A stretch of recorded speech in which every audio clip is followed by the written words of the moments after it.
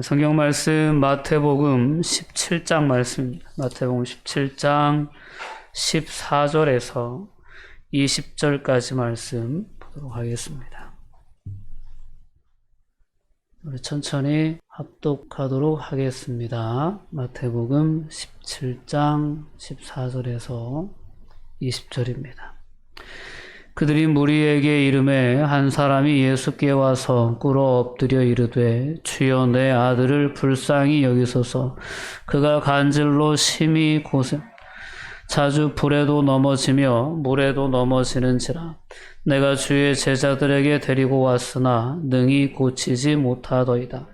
예수께서 대답하여 이르시되 믿음이 없고 패역한 세대여, 내가 얼마나 너희와 함께 있으며 너희에게 참으리요 그를 이리로 데려오라 하시니라. 이에 예수께서 꾸짖으시니 귀신이 나가고 아이가 그때부터 나으니라. 이때 제자들이 조용히 예수께 나와 이르되 우리는 어찌하여 쫓아내지 못하였나이까. 이르시되 너희 믿음이 작은 까닭이니라.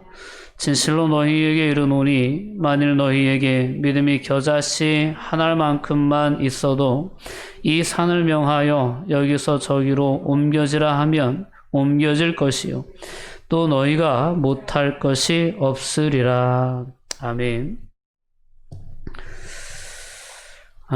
우리 하나님은 전능하신 하나님이십니다. 하나님의 아들 예수 그리스도께서도 능치 못하심이 없는 하나님이십니다. 그 하나님의 자녀가 저와 여러분들이고 그 예수님의 제자가 저와 여러분들입니다. 그리고 예수님은 오늘도 성령의 모습으로 우리 안에 함께 해주고 계십니다.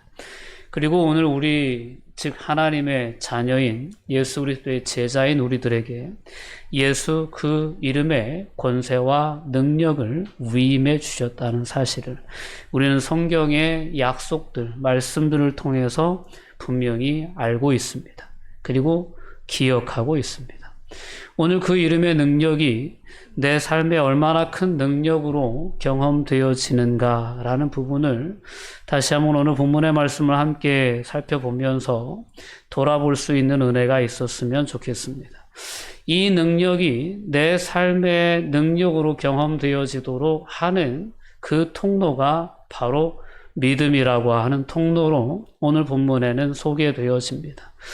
내가 알고 있었던 믿음, 그리고 오늘 본문이 이야기하고 있는 믿음, 함께 우리가 비교해 보면서 우리가 회복해야 할 부분이 어떤 부분인가를 다시금 점검해 볼 수 있는 은혜가 우리 안에 있기를 원합니다.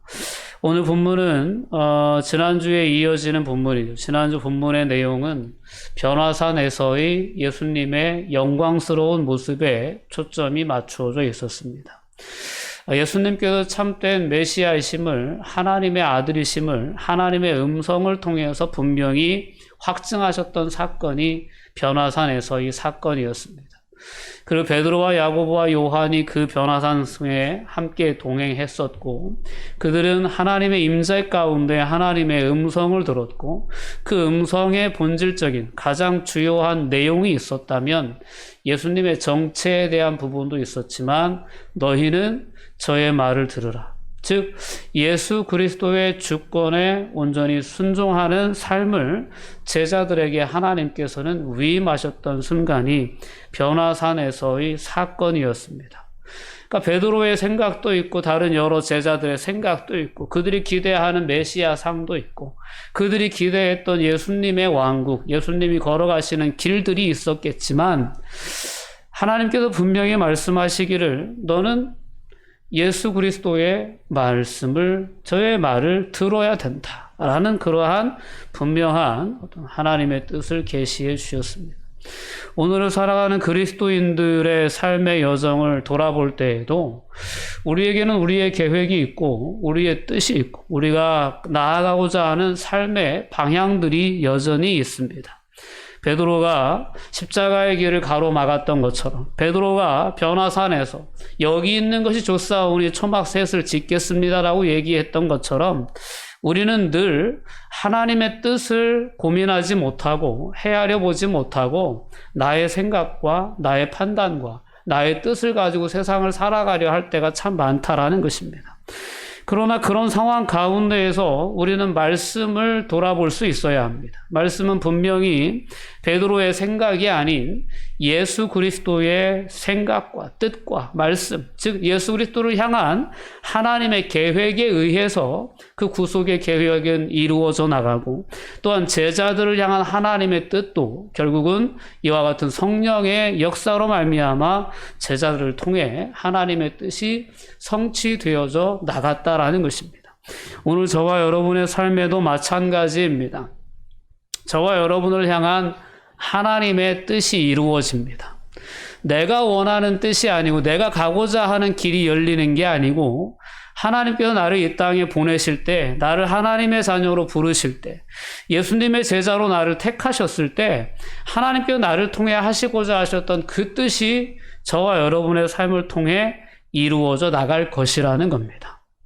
그러니 우리는 베드로처럼 그렇게 좌충우돌하는 삶의 경험들을 살아가면서 점점 우리는 하나님의 뜻에 우리의 삶을 맞추는 방향으로 우리의 삶의 방향을 조정해 나갈 수 있어야 됩니다.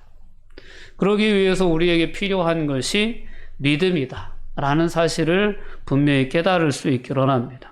산속에서는 이렇게 놀라운 영광스러운 체험이 있었는데, 산 밑에, 산 아래에 내려와 보니까 제자들이 참 이게 궁지에 몰려 있어요. 상당히 안타까운 상황이었습니다. 오늘 본문에는 구체적으로 설명이 되어져 있지 않지만, 오늘 이 사건을 함께 보고하고 있는 마가복음 9장의 동일 본문의 내용을 보면 한 사람이, 오늘 본문의 내용과 똑같아요. 한 사람이 이제 제자들에게 왔어요. 자신의 아들이 간질이라는 질병에 걸려서 불에도 넘어지고 물에도 넘어지는데 이것을 좀 고쳐달라고 예수님께 왔어요. 근데 예수님은 계시지 않고 예수님의 제자들을 먼저 만나게 된 거죠. 근데 유대인들에게 있어서 스승과 제자 간의 이 관계는 참으로 우리가 생각하는 것 이상의 어떤 그러한 개념들이 있었다고 합니다.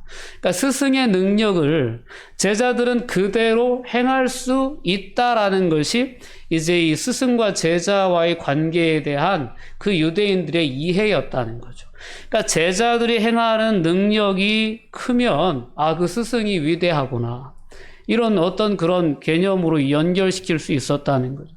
그래서 예수님의 능력이 워낙 대단하시니까 그의 제자들도 그 능력이 엄청나겠지, 이런 어떤 그러한 자연스러운 기대가 형성될 수 있었던 그러한 사제지간의 문화가 있었다는 거죠. 제자들에게 고쳐주기를 기대했지만 제자들이 능히 고치지 못했다라는 것입니다. 이 사건 때문에 사두개인들, 서기관들의 어떤 그런과 논쟁이 일어났던 것을 이 마가복음은 기록하고 있습니다. 마가복음 9장 14절에 보면, 이에 그들이 제자들에게 와서 보니 큰 무리가 그들을 둘러쌌어요. 제자들을 큰 무리가 둘러싸고 서기관들이 서서 그들과 더불어 변론을 하는 거예요. 논쟁을 하는 거예요. 야, 너희 스승 예수님은 막 못 고치는 병이 없더만 너네 왜 이런 것도 못하냐? 이런 어떤 논쟁이 일어나는 거죠. 그래서 많은 사람들에게 제자들이 둘러싸여져 있는, 궁지에 몰려있는 그런 상황 가운데 예수님이 딱 내려오시게 된 거죠. 참 되게 부끄러웠을 것 같아요. 제자들의 입장에서. 그리고 그런 어떤 상황 설명을 이제 주변 사람들에게 들었을 때 예수님께서 상당히 책망을 하십니다. 오늘 이제 17절 말씀에 그 말씀이 나오는데, 믿음이 없고 패역한 세대라고 제자들을 책망하셨습니다. 참 제자들의 입장에서는 상당히 너무 속상하기도 하고 너무 또 창피하기도 하고 부끄럽기도 한 그런 사건이 아니었을까 싶습니다. 우리가 이제 마태복음 10장으로 넘어가 보면 거기에서는 예수님께서 제자들을 파송하신 사건이 기록되어 있습니다. 10장에서 예수님께서 행하시는 그 모든 권세와 능력을 제자들에게 위임하시고 제자들을 둘씩 짝지어 파송하셨을 때 제자들을 통해서 예수님께서 하셨던 그런 놀라운 사역들이, 역사들이 일어나는 그런 놀라운 경험들을 제자들이 경험하거든요. 그래서 막 귀신도 쫓아나가고 막 질병도 낫고 이런 일들이 제자들을 통해서 일어나는 사건이 10장에 이미 기록되어 있어요. 그러니까 제자 훈련 가운데 제자들은 그런 예수님의 이름을 의지하여 예수님의 이름의 능력으로 질병을 치유하기도 하고 귀신을 내어 쫓기도 하는 그러한 놀라운 사역을 해왔었다는 거죠. 근데 오늘 이 시점에 이 간질병에 걸린 이 아들을 고치지 못하는 거예요. 고치지 못했는데 그 고치지 못한 이유에 대해서 예수님은 단도직입적으로 얘기하는 거예요. 너희가 믿음이 없어서 그렇다라고 얘기를 하는 거예요. 믿음이 없어서 그렇다. 믿음이 있다가도 없어지고 또 없다가도 있고 그런 건가요? 자, 우리가 오늘 본문의 말씀을 통해서 다시 한번 생각해 봐야 될 문제는 믿음이라고 하는 주제입니다. 믿음. 여러분 믿음이 있으십니까? 믿음. 우리가 생각하기에 믿음은 지적인 동의, 때로는 감정적인 동의. 하나님이 살아계시고, 하나님이 천지를 창조하셨고, 또 이런 그 지적인 동의죠. 그거 내가 동의한다. 하나님이 천지 창조하셨다. 우리를 사랑하신다. 그리고 예수님은 하나님의 아들이시다. 그리고 우리를 구원하기 위해서 이 땅에 오신 구원자시다. 이러한 부분들은 우리가 이제 믿음으로 다 고백하는 내용들이에요. 이런 어떤 지적인 동의를 우리가 믿음이라고 생각합니다. 근데 이 유대인들의 사회 속에서 믿음이라고 하는 것은 이거는 실제적인 연합의 관계를 의미한다. 그러니까 관계적인 측면이 상당히 많다는 거죠. 완전히 연합된 상태를 믿음의 상태라고 그렇게 이제 유대인들은 이해한다는 거죠. 그러니까 이러한 어떤 연합을 통해서 스승의 능력이나 어떤 스승의 어떤 그러한 권세가 그대로 제자들에게 위임되어지는 그러한 관계가 믿음의 관계. 즉 예수를 자신의 스승으로 주인으로 인정하고 받아들이게 되면 그분이 행하신 그러한 능력과 권세가 그대로 위임되어지는 그러한 관계, 그런 어떤 이 관계를 믿음이라고 그렇게 유대인들은 이해했다라는 거죠. 그래서 그런 어떤 인정과 받아들임은 예수가 갖고 있는 모든 능력을 나눌 수 있는 그런 열쇠와 같은 역할을 했다라는 거죠. 그런 면에서 믿음이라고 하는 것을 열쇠다라고 이렇게 종종 표현을 하곤 합니다. 예수는 이미 자신의 모든 능력과 권위에 대해서 제자들에게 나누어 주기로 그렇게 작정을 하셨고, 그리고 실제적으로 제자들은 그 능력과 권세를 위임받아서 사역을 해나가는 그러한 훈련도 해왔었다라는 것입니다. 그러나 본문의 제자들은 온전히 그것을 갖지를 못했고 그 능력과 권세를 통해서 질병을 치유하지 못했다라는 것입니다. 우리의 믿음이 어떤 지적인 동의의 수준에서 믿음은 변함이 없는 것 같아요. 한결같잖아요. 하나님이 계시다는 것 우리가 믿고, 또 천지를 창조하셨다는 것도 믿고, 다시 오신다는 것도 믿고, 이러한 것은 변함이 없는 것 같은데 중요한 것은 이 친밀한 관계적인 측면에서의 우리의 믿음을 오늘 말씀을 통해서 우리가 돌아볼 수 있었으면 좋겠습니다. 오늘 제자들의 상태를 우리가 다시 한번 되돌아보면 제자들은 상당히 깊은 혼란에 빠져 있는 시기였다는 사실을 우리가 생각해 볼 필요가 있습니다. 제자들이 여태까지 기대했던 예수님의 나라, 하나님의 나라는 이 땅에 유대인들의 국가적인 주권이 회복되고, 그리고 유대인의 나라가 회복되는 그러한 개념으로 예수 그리스도가 이 땅에 오셔서 성취하시는 하나님의 나라를 이해하고 있었어요. 그래서 예수님은 왕좌에 앉으셨어야 하고 예수님이 왕이 되시면 제자들은 국가의 가장 중요한 요직에 앉혀질 것이다 라는 것이 제자들의 생각이었어요. 그들이 기대하는 하나님의 나라였습니다. 그러나 예수님께서 가이사랴 빌립보에서 말씀하신 건 뭐냐면 예수님이 걸어가실 메시아의 길은 대속적인 죽음의 길을 십자가의 길을 걸어가시는 메시아라는 거예요. 그래서 예수님을 통해서 이 땅 가운데 이루어질 하나님의 나라는 유대인들만의 나라가 아니라 이스라엘만의 회복이 아니라 온 세상 인류가 예수 그리스도의 대속적인 죽으심을 의지하여 하나님의 자녀가 된, 그래서 그 하나님의 자녀가 다 들어와 형성되어지는 그런 하나님의 나라를 이루기 위해서 예수님이 오셨다는 거죠. 이런 말씀을 처음 가이사랴 빌립보에서 하셨을 때 제자들은 상당히 충격을 받거든요.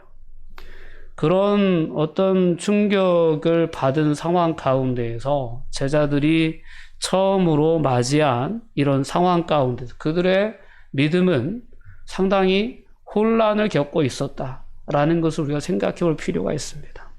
그래서 예수님과의 친밀한 관계, 그 관계에 어떤 이 간격이 벌어지고 또한 그 틈이 생겼을 때 그들의 삶을 통해서, 그들의 사역을 통해서 예수 그리스도의 능력이 그대로 나타나지 못하는 그러한 어떤 현상들이 나타날 수밖에 없었다라는 거죠.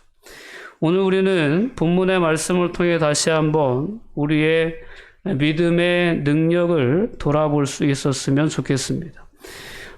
히브리인들의 사고방식에 의하면 믿음이란 변치 않는 것이 아니다라고 얘기합니다. 그건 수시로 변할 수 있다라는 것이 그들이 믿음에 대해서 갖고 있는 그런 사고방식이었다라는 겁니다.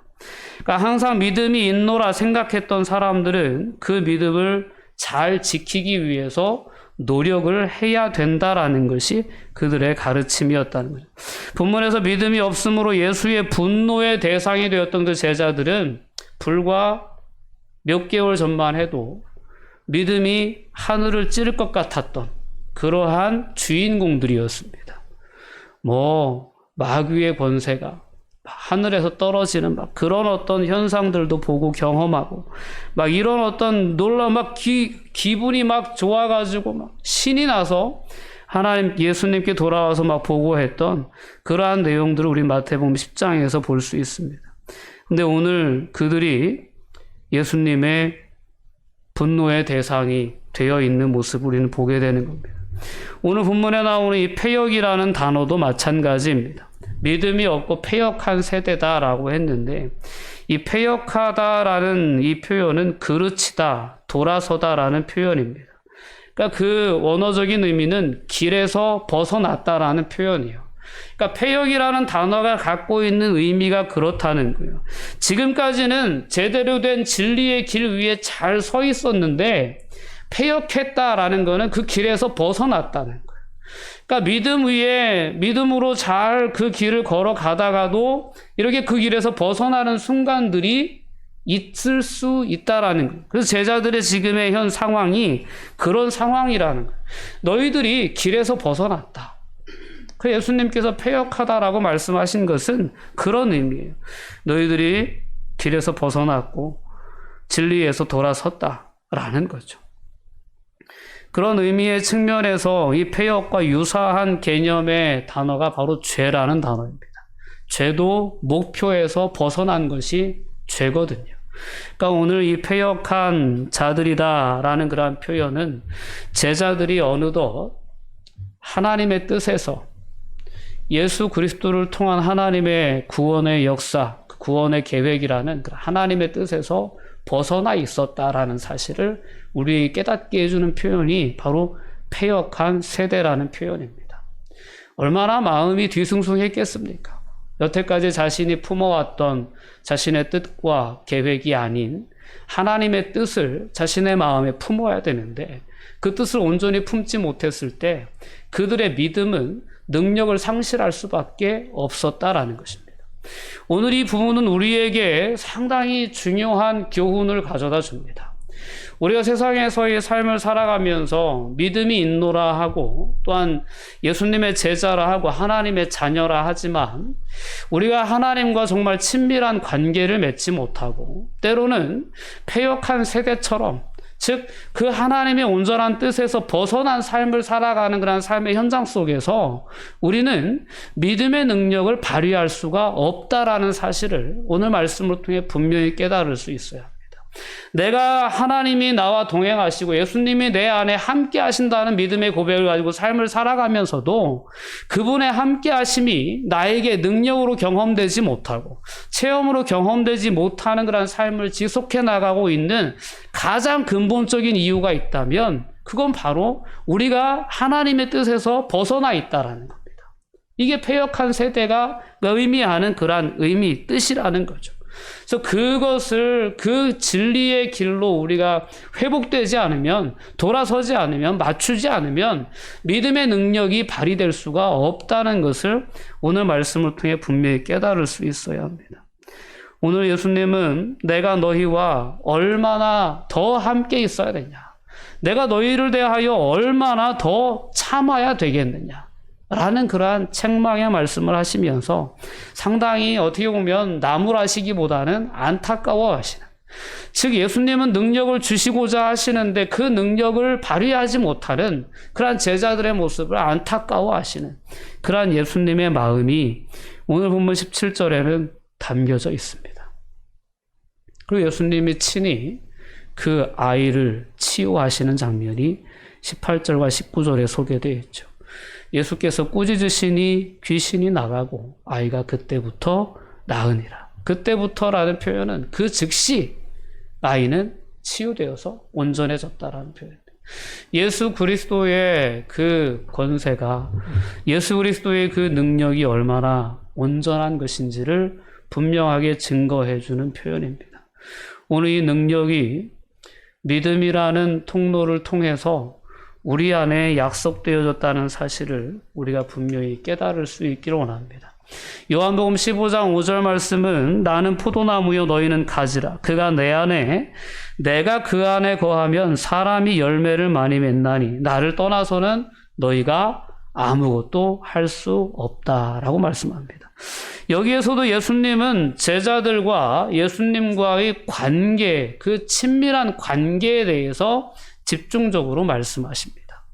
그러니까 너희가 하나님의 어떤 백성이라는 정체성, 그리고 예수 그리스도가 하나님의 아들이라고 하는 그런 지적인 동의, 거기에서 머물러서 되는 게 아니고 실제적으로 친밀한 그런 관계가 유지되어질 때, 그리고 관계 안에서 하나님의 뜻이라고 하는 분명한 진리 위에 우리가 바로 서 있을 때, 그때 믿음은 능력을 발휘할 수 있다는 것을 이 예수님께서 이 관계의 측면에서 얘기해 주신 거죠.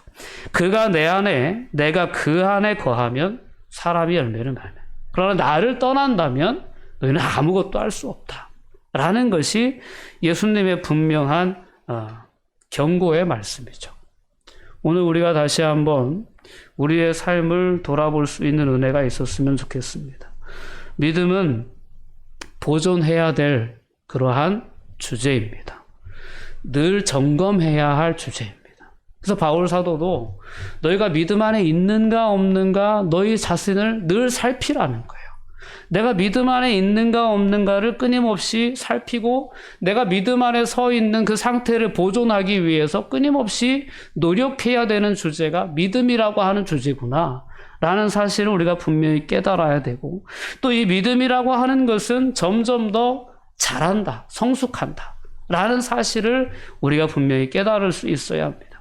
오늘 20절 말씀 가운데 예수님은 믿음이라고 하는 주제를 설명하기 위해서 겨자씨라고 하는 한 주제를 비유적으로 사용하십니다.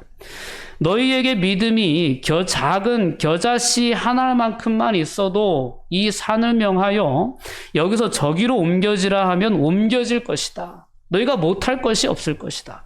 이런 말씀으로 믿음의 본질에 대해서 우리에게 권면을 해 주십니다.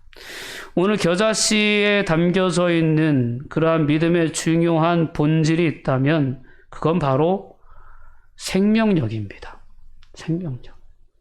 여러분, 씨앗에 무슨 능력이 있습니까? 씨앗이 만약에 죽었다면 심어도 아무 변화가 없습니다. 근데 씨앗에 생명이 있다면 그 씨앗이 땅에 심겨지면 그 씨앗이 가지고 있는 하나님이 부여해 주신 그 성질에 따라서, 그 형질에 따라서 씨앗은 나무가 되기도 하고, 오늘 겨자씨처럼 이러한 1년생에 불과하지만 새들이 깃들 수 있는 그런 가지를 키울 수 있는 그런 식물로 자라는 거예요.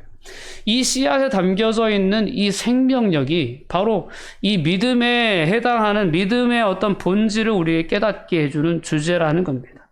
그 속에 생명이 있음으로 말미암아서 겨자씨는 자라서 새들이 깃드는 나무로 그렇게 자랄 수 있습니다. 믿음이라고 하는 것에도 가장 중요한 건 뭐냐면, 믿음이라고 하는 형식이 있는 게 아니고 믿음 안에 정말 생명력이 있어야 된다는 거예요. 생명력이. 그래서 오늘 예수님께서 제자들의 믿음이 있는 것 같지만, 믿음의 어떤 모양은 있지만, 그들이 가지고 있는 그 믿음을 통해서는 이 생명을 살리는 능력이 나타나지 못한 거 아니에요. 근데 가장 중요한 거는 믿음의 본질은 그 안에 생명력이 있어야 된다라는 것이 예수님께서 오늘 이 겨자씨의 비유를 통해서 깨닫게 해주신 거죠. 그래서 인간의 어떤 합리적인 사고에만 의존하는 그러한 반신반의하는 그러한 믿음은 생명력이 그 안에 깃들 수 없다라는 것이 예수님께서 오늘 말씀을 통해서 우리에게 깨닫게 해주는 그러한 주제입니다. 우리는 다시 한번 우리의 믿음을 점검해 보면서 그 믿음의 어떤 내용 가운데 특별히 관계적인 측면을 우리가 점검해 볼 수 있기를 원합니다. 정말 예수님은 우리와 함께 하시는가? 내 안에 계시는가?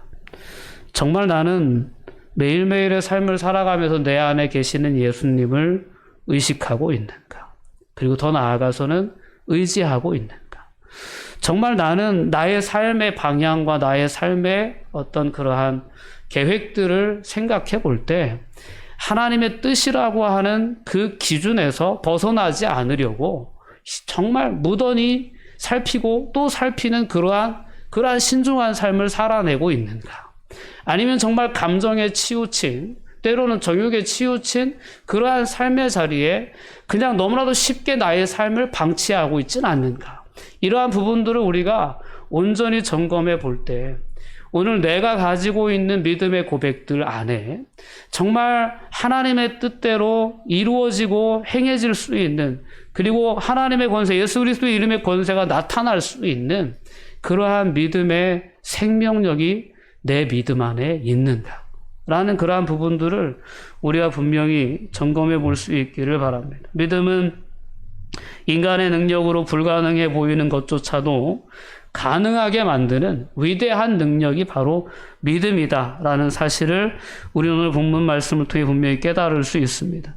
성도의 믿음의 대상은 하나님이시죠. 그리고 하나님은 말씀으로 천지를 창조하신 것, 무에서 유를 창조하신 창조주이십니다. 그래서 믿음이라고 하는 것은 그 하나님의 능력을 오늘 우리의 삶의 현장으로 끌어올 수 있는 너무나 놀라운 능력이다라는 사실을 우리가 분명히 기억해야 합니다. 오직 주의 이름과 그의 약속에 의지하였더라면 제자들은 분명히 그 아이를 고칠 수 있었을 것입니다.